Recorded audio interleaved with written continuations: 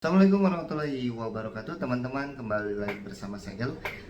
Kali ini saya ingin sedikit cerita. Jadi ini berdasarkan pengalaman saya sendiri, karena awalnya saya juga sedikit kebingungan tata caranya seperti apa, itu sedikit kebingungan gitu ya. Jadi ceritanya, saya lulusan guru penggerak angkatan 9 Kabupaten Bogor, Provinsi Jawa Barat. Kemudian saya mendapatkan panggilan PPG Piloting 2 itu. Nah, hal pertama yang kita lakukan adalah di SIM PKB yang PPG-nya itu yang dalam jabatan itu akan muncul undangannya, dan kita tuh klik yang apakah bersedia untuk mengikuti atau tidak. Tentunya ya bersedia gitu ya. Dan dari daftar yang dari BBGP itu nama kita sudah ada keterangannya, reguler atau guru penggerak. Kalau saya sendiri guru penggerak. Yang lulusan guru penggerak pasti keterangannya itu adalah guru penggerak. Oke, sampai di situ kalau kita sudah bersedia, di situ akan muncul ke lapor diri.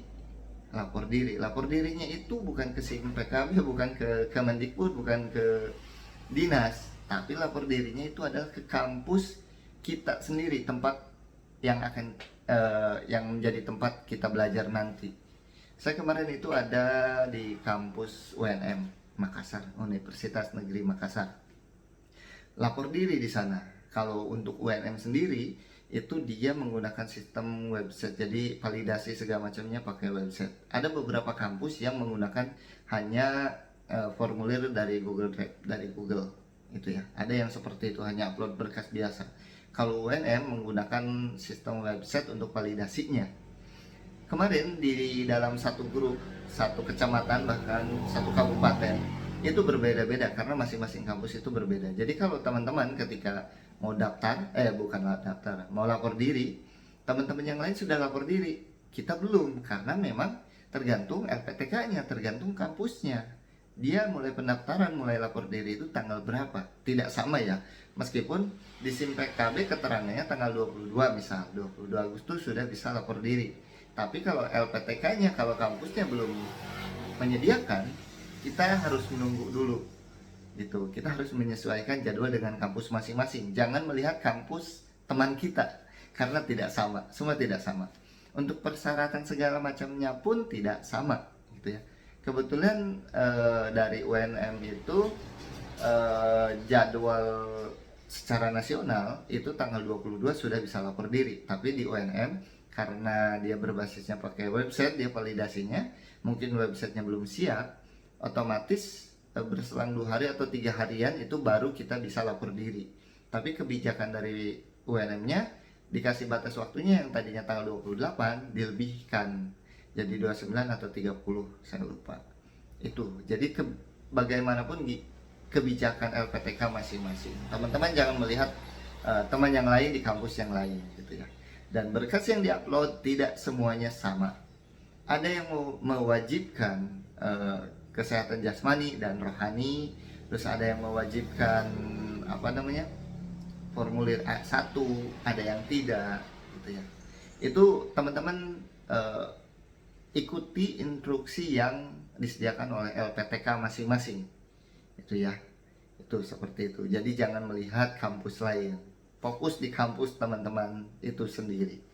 Oke, lanjut untuk pembahasan di guru penggerak. Ketika sudah lapor diri, sudah validasi, sudah oke, kita kembali lagi ke SIM PKB. Buka SIM PKB-nya. Di situ ada keterangan masuk PMM. Kita klik. Kita tidak bisa ketika teman-teman langsung membuka PMM-nya, itu si pelatihan sertifikasi gurunya itu tidak akan muncul. Jadi teman-teman harus membuka dulu melalui SIM PKB-nya, SIM PKB PPG. Kalau dalam jabatan, kalau yang sudah jadi guru dalam jabatan itu diklik, nanti akan muncul data kita. Kalau saya ijazahnya S1 PGSD, saya pilihnya yang umum. Di situ kan ada bidang studinya segala macam ya. Nah, kebetulan di keterangannya itu kalau PGSD pilihnya umum. Itu. Dan dilihat juga sesuai tidak ijazah kita. Itu ya. Kemudian di paling bawah itu ada keterangan kalau yang reguler, yang belum lulusan guru penggerak, itu dia tulisannya reguler. Tapi kalau saya di bawahnya itu ada tulisan keterangannya itu guru penggerak. Nah, tinggal klik.